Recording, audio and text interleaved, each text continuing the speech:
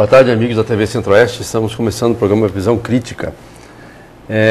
Queremos agradecer a audiência maciça aqui em Ponte Lacerda, também aos municípios de Vila Bela, de Jauru, de Nova Lacerda e também de Campos de Julho, que estão sempre assistindo o nosso programa.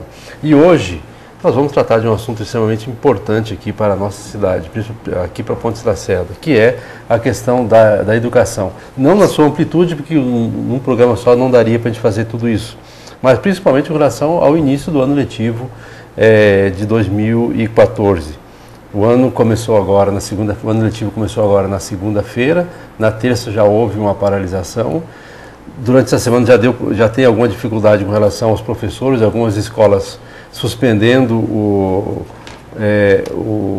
as aulas em função da falta de professores. Tudo isso vai conversar com a secretária de Educação do município de Ponte Lacerda, a professora Tereza Passos. Boa tarde, professora, é um prazer tê-la conosco.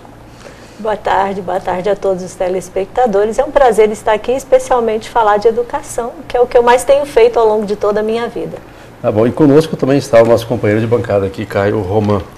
Boa tarde, Caio. É importante essa participação aqui da secretária, professora Tereza, na medida em que o ano começou meio complicado, né, Caio? Boa tarde, Vieira. Boa tarde, professora Tereza. Telespectadores do Visão Crítica da TV Centro-Oeste.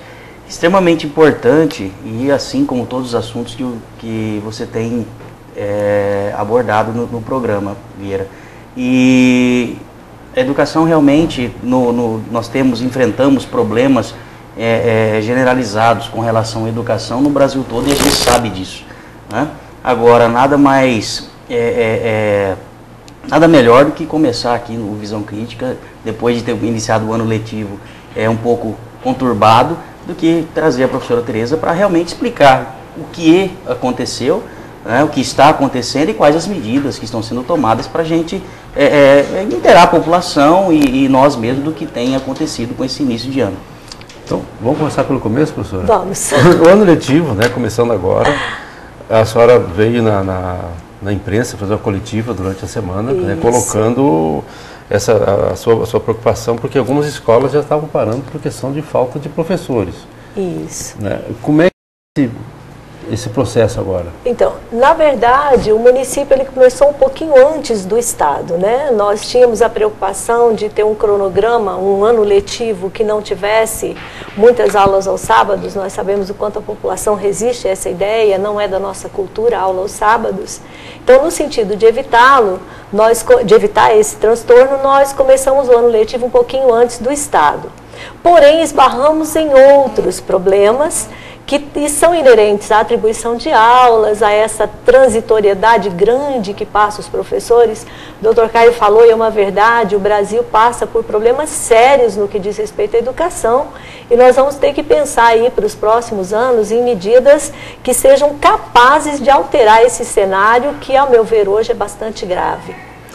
De que maneira se resolve agora o começo do ano letivo? Como é que se faz para que a máquina comece a rodar agora esse ano? Ah, tá. Então, nós fizemos um seletivo emergencial, eu vim à mídia, divulguei esse seletivo, e ele deveria ter salvo a nossa vida, e infelizmente isso acabou não ocorrendo. Por quê?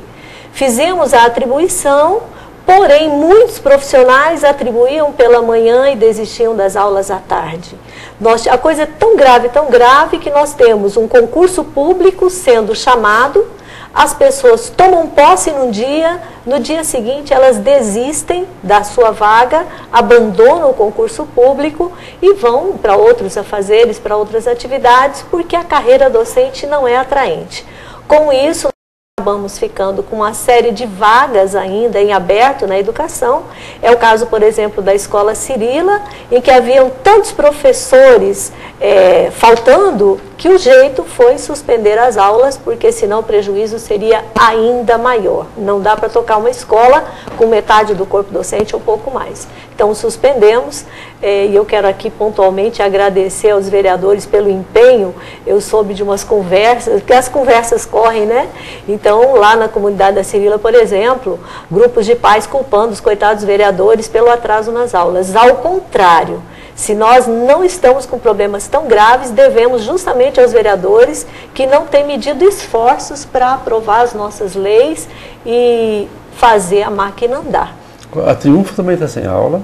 A Cirila está sem aula, é isso, né? A Triunfo nós começamos recentemente, mas da mesma forma, é importante destacar aqui, nós só conseguimos começar as aulas porque muitos coordenadores, professores de sala de recursos e outros, professores titulares mesmo de turma, não mediram esforço em dobrar seus turnos, em sair da coordenação e ir para a sala de aula, para que nós conseguíssemos trabalhar esses dias que já tivemos de aula, caso contrário não conseguiríamos. É importante dizer também, a título de esclarecimento para a população, esse ano foi um ano atípico. Geralmente, o Estado faz a sua atribuição antes do município, e aí quando o município vai fazer sua atribuição, os quadros do Estado estão fechados, quem vem para nós já vem para ficar. Esse ano é o contrário. O município fez a atribuição antes e o Estado depois. Como os salários do Estado são mais atraentes do que os do município, muitos professores, e eu não os culpo por isso, é uma questão de sobrevivência, né? Então, muitos professores acabaram deixando as aulas que haviam pego pelo município e migrando para as aulas do Estado.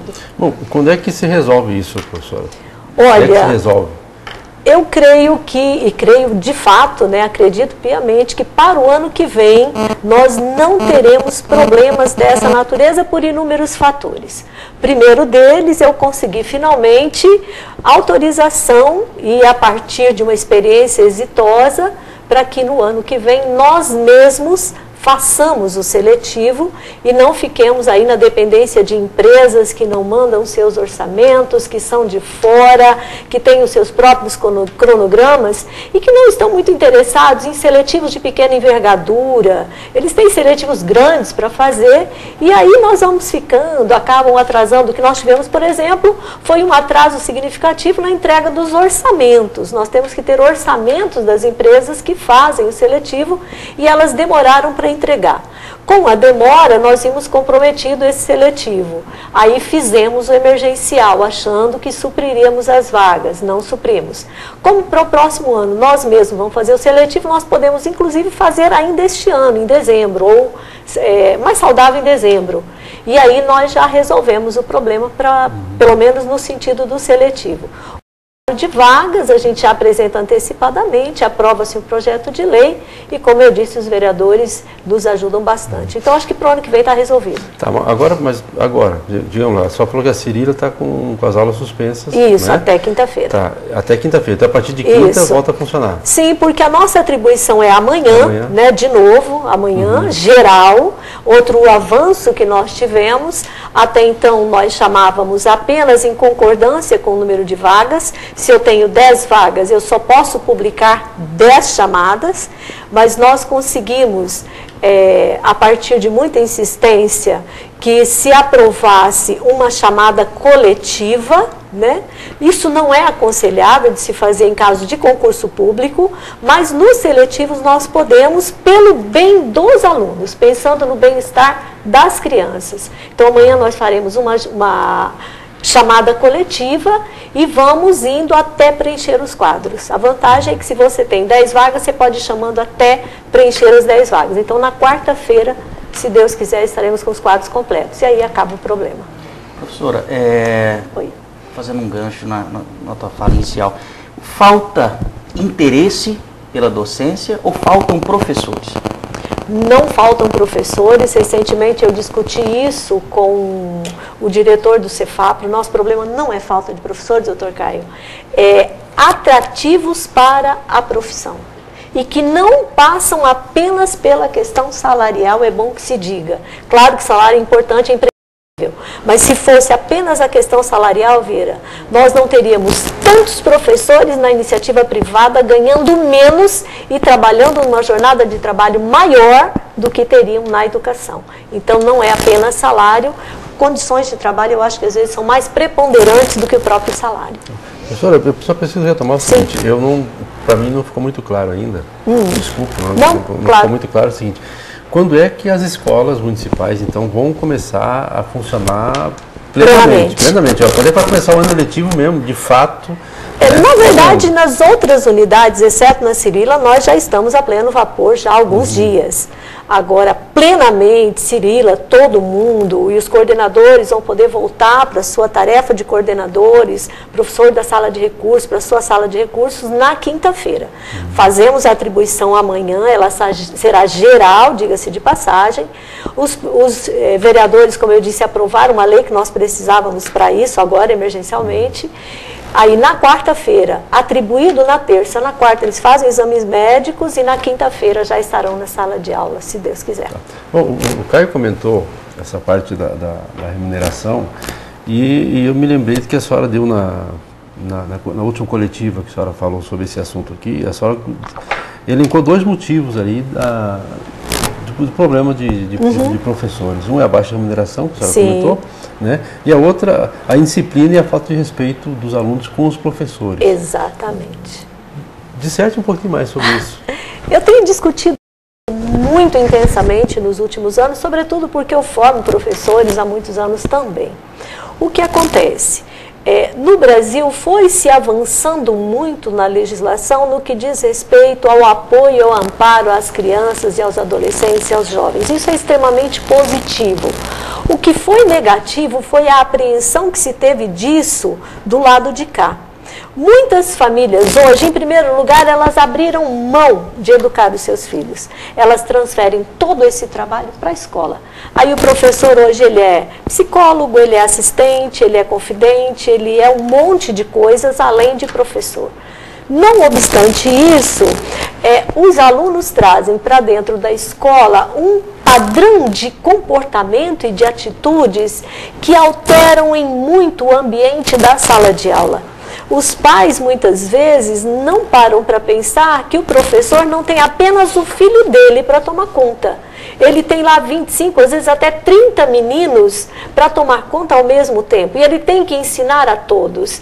E se ele tem dentro desse espaço um aluno que não respeita o colega, que não respeita aquele ambiente formal de sala de aula, porque a sala de aula é um ambiente formal.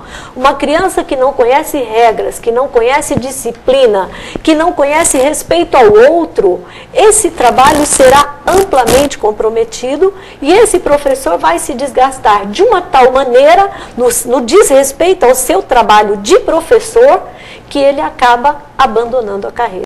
Inúmeros colegas que passaram por isso. Professora, veja só, na nossa geração, né, na geração anterior a essa que hoje nós estamos vivendo, o aluno começava com 7, 8 anos, era proibido botar aluno com menos de 7 anos na sala de aula. Hoje, com 3, 4 anos, os pais já deixam o dia inteiro os filhos por conta dos professores das creches e a partir dali o acompanhamento que o pai tem com relação aos filhos normalmente à noite, porque às vezes até o almoço é dado na escola. Na escola. Fica impossível. Como é que o pai vai dar educação para um filho quando ele não convive com o filho, ele acaba só dormindo com o filho? Então, mas quando o pai não consegue dar essa educação, mas ele permite que nós façamos esse trabalho, está ótimo. O problema é que o pai não faz esse trabalho em casa e não permite que nós façamos. Um dia desses eu tive um episódio, não vou dizer com que instituição para não ter problemas, mas um menino, depois de uma sucessão de eventos graves, ele acabou sendo tirado da escola. E o pai já tinha sido chamado para que se resolvesse o problema e não conseguiu resolver. Aí a direção da escola viu por bem afastar essa criança. É óbvio que a escola não pode fazer isso, mas foi um ato de desespero, porque o menino é agressivo, o menino estava batendo nos colegas, agredindo, e a última dele, ele pegou uma cadeira e jogou contra o coleguinha com o pé da cadeira passando, se pega, mata na hora. E aí, quando a direção afastou o menino da escola, imediatamente choveu uma série de instituições em cima, porque é um crime tirar essa criança da escola. De fato, é um crime, essa criança tem que estar na escola, mas é um crime que as outras crianças fiquem submetidas a essa violência.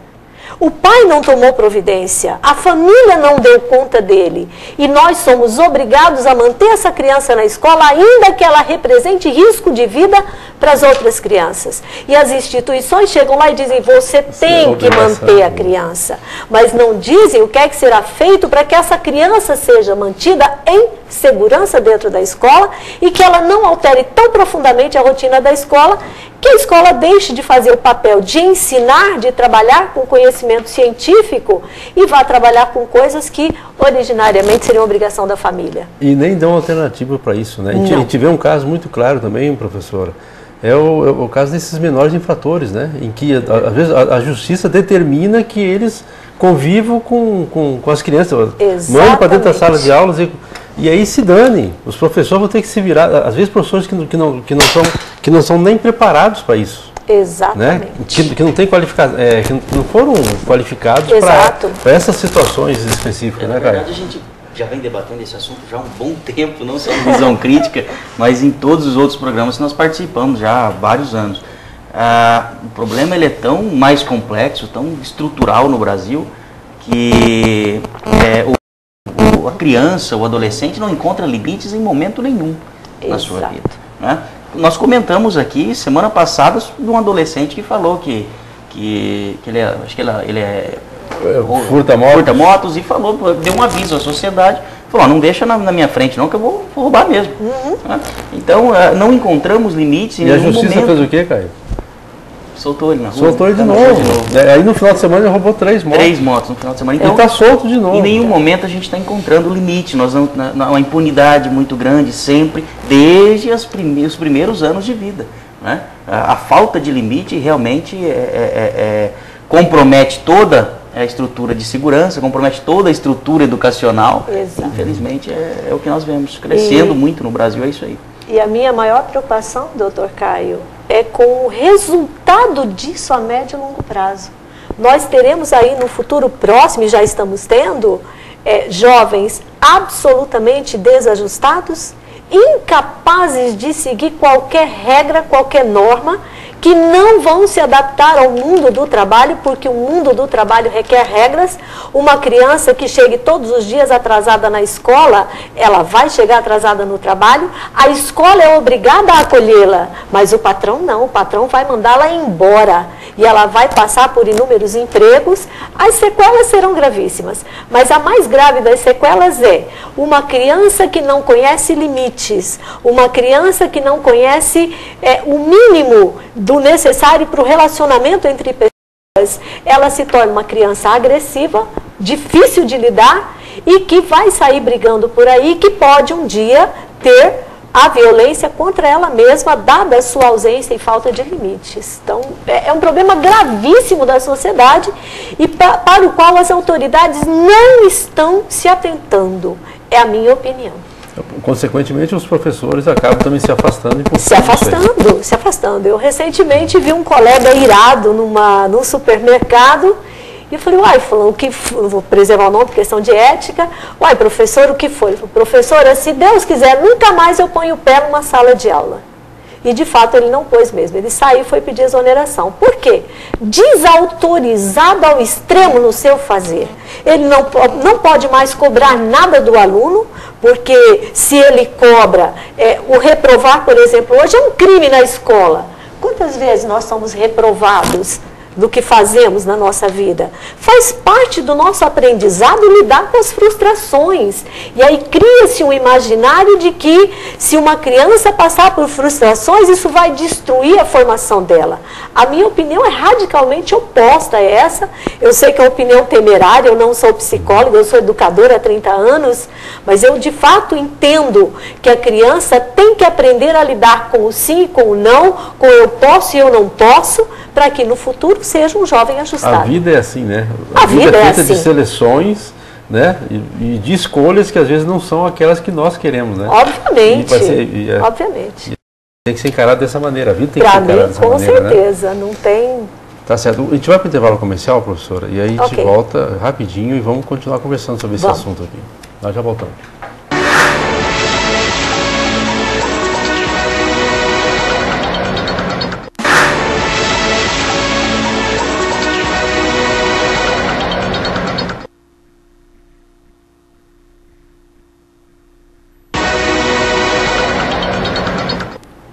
Estamos de volta ao programa Visão Crítica, hoje conversando com a secretária de Educação, professora Tereza Passos. Professora, nós estávamos falando no último, antes do intervalo, com relação a essa falta do respeito dos alunos com os professores. Sim. E tal, né? Mas, só para retomar um problema aqui que eu vi que no decorrer da nossa história, da nossa conversa, passou meio de lado. A senhora comentou que atrasou a questão de licitação do ano passado, né? Isso. Então, não, desse ano ainda, desse no início, ano, né? No início do ano, né? A gente já tem visto, já tem ouvido falar de vários problemas com relação a essa parte de licitação. A Secretaria de Educação, é responsável por esses atrasos, essas demoras, esses problemas que a senhora está vivenciando lá? Não, o papel da Secretaria de Educação é encadear o processo, né? A gente encadeia o processo e aí tem uma equipe inteira que cuida disso. No caso dessa licitação, pontualmente, o que aconteceu foi um atraso significativo na entrega dos orçamentos. Nós não temos em Pontes e Lacerda, e quiçá na região, empresas que façam esse tipo de serviço, porque é um serviço muito especializado. Um seletivo tem o mesmo perfil, a mesma configuração de um concurso público e requer empresas de altíssimo nível. E aí a gente fica na dependência de empresas externas e aí o atraso na entrega desses orçamentos acabou resultando num atraso no processo licitatório. Isso. Que para o ano que vem, se Deus quiser, não vai acontecer, porque nós fizemos esse seletivo emergencial e, acredite você, nós não tivemos nenhum problema. As provas foram maravilhosas, elaboradas por profissionais aqui da região mesmo, do município, de outras instituições, inclusive, para a questão ética. Não teve nenhum questionamento com relação às questões feitas. As provas eram específicas das áreas do seletivo. Os profissionais que fizeram o seletivo gostaram muitíssimo da configuração que nós demos a ele. Então, nós provamos por A mais B que somos capazes. Bom, e com relação à merenda escolar? Então, houve um atraso no processo licitatório, e aí um relativo atraso, teve uma falhazinha lá e consertou, e aí o que aconteceu? Essa pequena demora no processo licitatório fez com que aquele preço dado no início do processo tivesse uma alteração. Nós estamos vivendo um processo de inflação, né? E aí alguns produtos subiram um pouquinho. E aí os empresários que estavam concorrendo não quiseram vender por aquele preço mais. E aí nós tivemos que reabrir a licitação, fazer uma outra licitação, tudo de novo, para que pudéssemos ter acesso àqueles produtos pontualmente. Então o que nós tivemos nas nossas escolas não foi falta de merenda. Quando eu digo falta de merenda, eu digo faltou tudo na escola. Não é isso. Faltaram alguns produtos, produtos estes que não quiseram ser que as empresas não quiseram vender para nós naquele momento. Tá certo. Bom, outro assunto, professora Tereza. Os kits de material escolar, nessa nova administração, continuaram sendo distribuídos ou não? Não. Nós mudamos um pouquinho a tática e eu vou explicar por quê. Os kits, eles eram feitos indistintamente a todas as crianças, e aí eram oferecidos, por exemplo, aquela mochilazinha que nenhuma criança usava, salvo raríssimas exceções. Porque a criança, hoje, ele quer o da moda, ele quer o bonitinho e tal. O material didático também muitas crianças não usavam. Então, qual é a nossa política hoje? Nós continuamos licitando material escolar em grande quantidade. Não licitamos mais as bolsas, porque eu creio seja desperdício de dinheiro público. Licitar uma bolsa para o pai ir pescar, esse dinheiro pode ter um destino melhor do que esse. Mas nós continuamos licitando os cadernos, os lápis, as borrachas. Nós mandamos em quantidade significativa para as unidades escolares e aquelas crianças que precisam, cujos pais não podem comprar, o material está lá à disposição. Que fique claro, nós só podemos fazer isso para os alunos da rede municipal. Eu digo isso porque nós já tivemos pais da rede estadual procurando, nós não podemos ceder a uma outra rede, né? Isso implica improbidade administrativa, mas para os nossos alunos sim, nós mantemos a compra. E uma questão importante, hoje nós compramos material de alta qualidade. Cadernos de capa dura, não é o da marca, mas é um caderno de qualidade, com capa dura, para que as crianças, se elas não podem comprar, que pelo menos elas tenham um material digno para estudar. A questão da mochila é realmente interessante a secretária tocar nesse assunto, que é realmente o que acontecia, eu sempre falei disso, os pais pegavam a mochila para pescar, ou para carregar documento, né? E realmente as crianças, isso eu já tinha percebido há tempos atrás, já tinha inclusive comentado sobre isso, a criança implantada que vem, primeiro, a economizar dinheiro público. Exato, né? Essa é a alma do negócio. E em segundo lugar, para melhorar a qualidade daquilo que é ofertado, é sempre bem-vindo. E a secretaria, nesse quesito, realmente pensou bem. Também fui terminantemente contra a compra dessas mochilas há vários anos atrás. E os uniformes? Como é que é feita a distribuição dos uniformes? Como é que é? Então, o uniforme, sim, é para todos. Nós compramos para aquelas crianças que já são alunos da rede. Todo ano a gente compra uma camiseta nova. E para o aluno novo nós compramos duas, porque entendemos que uma só é pouco. Nós não fizemos ainda, porque nós aguardamos o levantamento. E isso só pode ser feito após o início do ano letivo, né? Porque tem um menino que ele está lá no primeiro ano, mas ele é fortinho. Então, aquela camisetinha de 6 aninhos não vai servir para ele, vai ter que ser uma um pouco maior e vice-versa. Então, já estamos trabalhando nesse levantamento e então logo esteja pronto, faremos a licitação e aí sim é doação gratuita para todos, indistintamente. Tá certo. Bom, nosso horário já está no nosso limite, professora. Fica faltando a gente conversar aqui sobre a questão da qualidade no ensino. Que eu acho, que é isso que a senhora, é tudo que a senhora sonha. Né? Eu acho que essa parte burocrática todinha Isso é um detalhe. Da secretaria é detalhe em cima do, então é só ajustar projeto, a máquina e tudo fica bem. Projeto de melhoria da qualidade do ensino. Exato. Acho que fica para um programa que a gente vai ter o prazer de convidá-la para a senhora participar conosco aqui também. E eu gostaria de deixar aí um tempo para as suas considerações finais do nosso programa.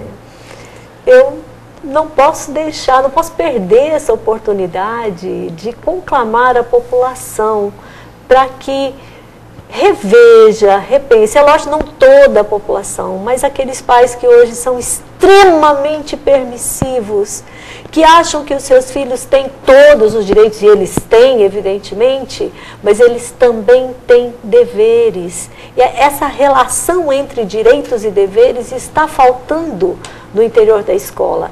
O pai vai lá e cobra todos os direitos, mas quando nós cobramos os deveres do aluno, muitas vezes eles não gostam.